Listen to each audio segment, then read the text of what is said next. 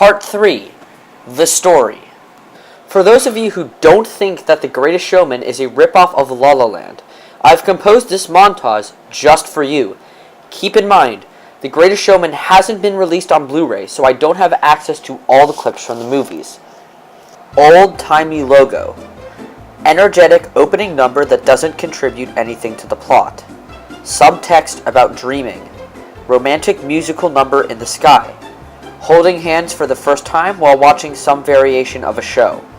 Leaving to do a music tour. Silhouette romantic dance. Music at a party. And so on. While I will admit that some of these comparisons are somewhat of a stretch, a lot of these are so blatant it gets pretty friggin' infuriating. When I first saw the movie, the scene that angered me the most was when Zac Efron and Zendaya hold hands for the first time. I could spend 10 hours telling you about everything wrong with this scene alone, but I'll try and do it in 9. This moment is not earned at all, since their relationship has barely been built up at all. All that's happened is that they've looked at each other once or twice, exchanged 1 or 2 words with each other, and that's it. In La La Land, they had encountered each other multiple times and been shown not liking each other. However, through a masterfully executed and breathtaking stylistic music number, we see the seed that will blossom into the romance being planted. They share their dreams with each other, grow to like each other, and then they hold hands. In Greatest Showman, the execution is all off too. The characters just kind of slowly move their hands into each other, with no facial reaction. All of this while a super loud and dramatic song plays in the background.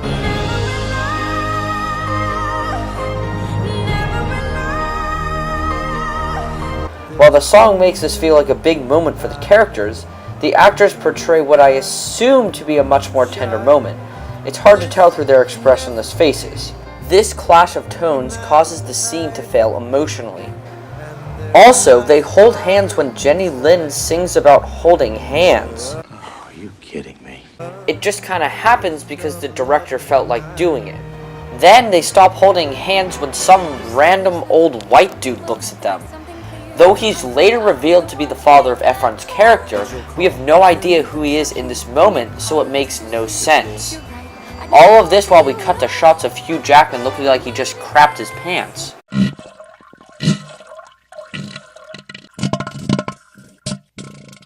Meanwhile, in La La Land, the moment takes place with the two characters watching a movie together. The setting is quiet, so the focus is all on them holding hands, and you're not distracted by something else. Not only that, but Gosling and Stone actually react. They look down at their hands and actually look at each other. I love how their hands quiver and shake a little, showing the excitement and nervousness of the characters. It's such a tender and beautifully executed moment. So, while your heart is soaring because of 2 quietly held hands in La La Land, what's going on in Greatest Showman? Okay, I've dwelled on this scene a little bit too long. So let's talk about the actual plots of the 2 movies. La La Land is pretty simple. It's a romance about 2 people who find themselves deciding if they should chase their dreams or each other. The end. The movie does a marvelous job of staying grounded in reality.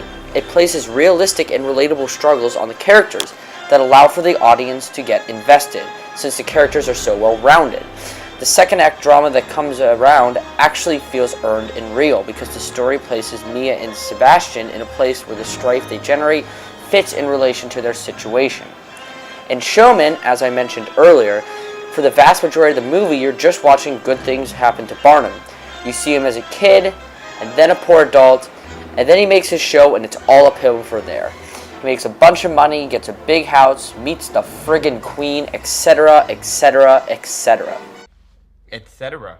The only real conflict occurs in the third act. The theater burns down, Barnum's wife gets mad, Zac Efron got a boo-boo. However, since these plot points are introduced so late into the movie, there's no reason to get invested at all because you know the movie's almost over. The Greatest Showman also lives in the mindset that for a movie to have a problem to overcome, it needs to have an antagonist. So we have this critic guy who does nothing at all. I'm as mad as hell, and I'm not gonna take this anymore! Part 4. Style and Music. Unlike The Greatest Showman, La La Land is a movie stuffed to the brim with subtly inspired visuals, but enough uniqueness in its own style to stand on its own. La La Land is an homage to the musicals of cinema's past, using visuals from West Side Story, Singin' in the Rain, The Red Balloon. It also does most of its musical numbers in a single shot with no cuts, much like a lot of the 50s and 60s musicals did.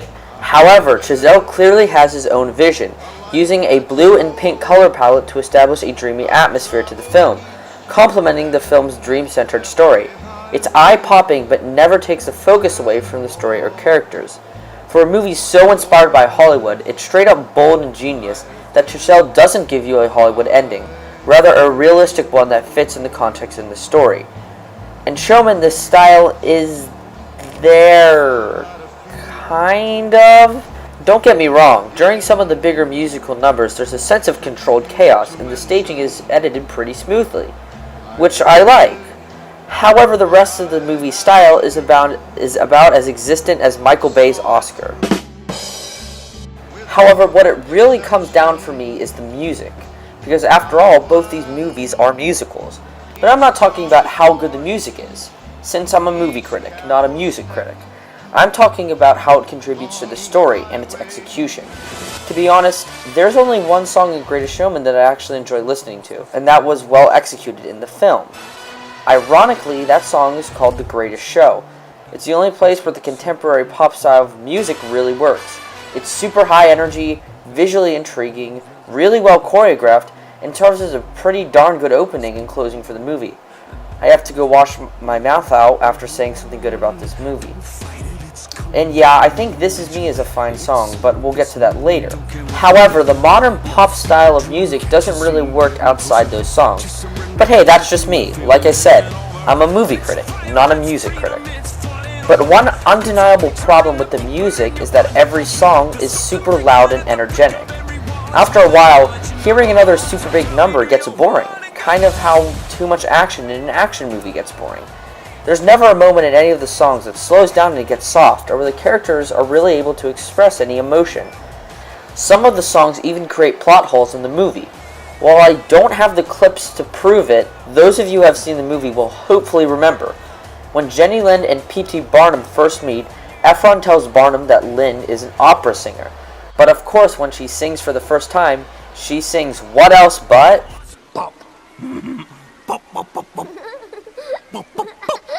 Not only that, but the movie never lets the musical songs take a backseat to the score. One of the keys to a great musical is a balance between great music and musical numbers. A musical like West Side Story, having its opening scene set up the story with no dialogue and convey the tone through music, is a genius example of letting score take the center stage. Another great example of this is What Else But La La Land. The movie won score with good reason. The music is very classy and knows when to be big and loud, when to be jazzy, and when to quiet things down. Which brings me straight to my next point. Bigger isn't always betterer. There's nothing wrong with a little quiet. To talk about this, I'm going to discuss the two movie songs that spell out the message of the films. This Is Me and the Audition song, as well as a couple other numbers. While I think This Is Me is a great song, it just fails once the movie pulls it out and puts it down on the table. As I mentioned when talking about the storyline about the weirdos being shunned is unjustly underused. So when Hugh Jackman closes a door on them, that's literally how the numbers begins, and the song starts, it doesn't feel earned. These characters haven't been developed enough to be deserving of this number.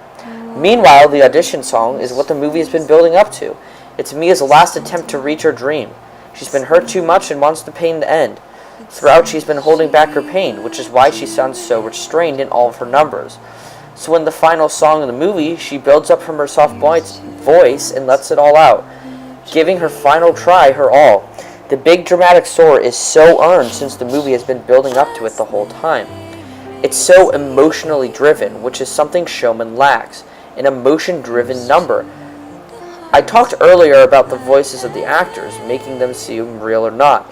Part of why La La Land characters feel so much more real is because they let their emotions overrun their singing when necessary. Whenever you feel a negative emotion like sadness or anger, You lose your composure and can't perform adequately. I used to play piano, and when I tried to play while I was really mad or sad, I just couldn't do it. La La Land nails this concept, especially on the audition song. Mia breaks her singing and gets choked up and emotional. It brings her down to earth and makes her feel so much more real and grounded. Here's to the mess we make.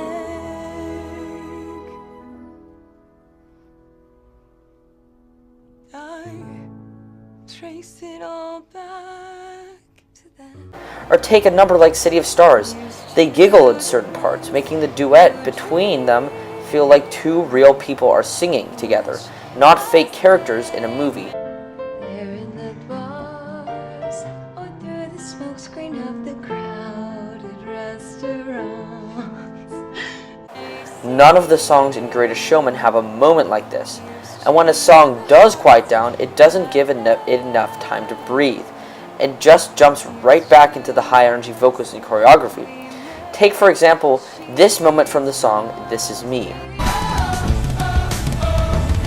When the sharpest words wanna cut me down, I'm gonna send the blood, gonna drown them out. This is brave, this is bruised, this is who I'm meant to be, this is me. This moment is perfect. It is exactly what Showman is lacking. However, the moment only lasts about 17 seconds. Now let's look at a similar moment from La La Land.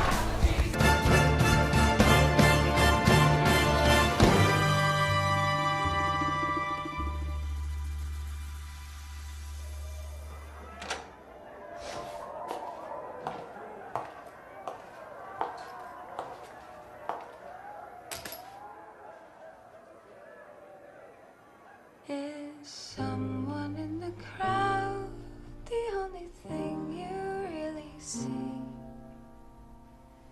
Watching while the world keeps spinning around.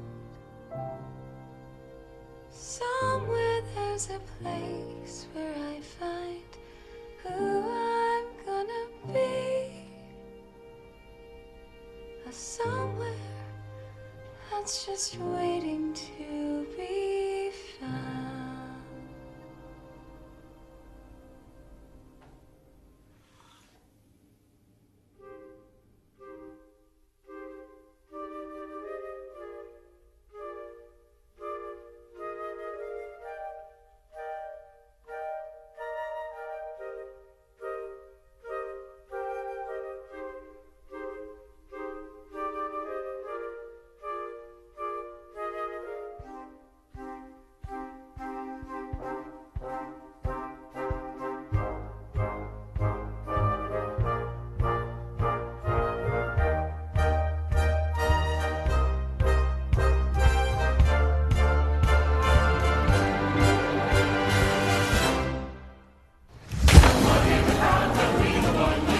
This moment lasts a little over a minute and a half.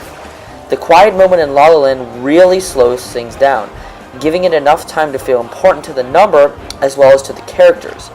In Greatest Showman, it just shows up, happens, and disappears, leaving no lasting impact since it happens so fast. It's more concerned with being big and loud than creating genuine moments for the characters. This just goes to show that bigger isn't always better.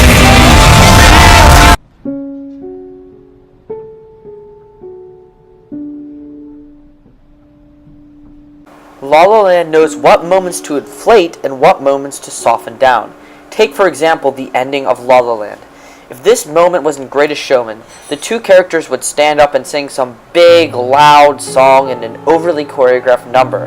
However, by being soft, quiet, and melancholy, we get a better understanding of what the characters are feeling, and it makes for a much more emotionally satisfying moment. Even when it does go big, La La Land shows the proper restraint to make the song or number feel grounded in reality. The opening number, which may be one of the best musical numbers in history, is a one-shot dance on a crowded freeway where everyone sings about the beauty of contemporary Los Angeles. Despite its magnificent visual flair, with hundreds of people dancing on top of cars in colorful costumes, It has the perfect balance of high energy, but not cramming too much into the frame. It still maintains focus on the singers and doesn't throw too much against the fan. While The Greatest Showman's high-energy opening is impressive with its scope and complex dancing, it has so much going on it can become disorienting. There's fake CGI animals, fire, knife throwing, trapeze, crazy costumes, and a bunch of other stuff. Think a musical number with the visual insanity of Mad Max Fury Road. As awesome as it may sound, Greatest Showman finds a way to mess it up. Greatest Showman is desperate to engage the audience with razzle-dazzle numbers that, in the end, its plan backfires and turns the whole movie into a boring piece of garbage. La La Land is stylistic, elegant, graceful, delicate, and perfectly uses music to create the raw emotion of the movie that shoots your soul into the stratosphere. Looks like La La Land goes home with the gold. Part 5. The Autopsy Results. La La Land is a perfect film! It pretty much goes without saying that La La Land is the superior film. La La Land is a breathtaking homage that still maintains its own unique vision. It's a movie that, with two real 3D human characters and a solid understanding of how to execute a musical number with grace and emotion, has the power to give you the chills with just a couple of notes on a piano. At the end of the day, The Greatest Showman is far from perfect, but it has one or two good things about it. There's a couple of well-done numbers. Everyone really seems like they're giving it their all. The costumes and production design look really good, and the dancing is actually really well done. Oh my god, I said something good about Greatest Showman again. Mom! Mom, get the soap! I said something good about Greatest Showman again! However, all of these things are superficial elements of the movie, and none of them change the fact that Greatest Showman is a dumpster fire of glorious proportions, an abomination to the art of musical film and film in general. As a wise man once said, if you're gonna go down, you might as well go down in flames. P.T. Barnum was a man just trying to make people smile. It's a shame his movie couldn't do the same thing.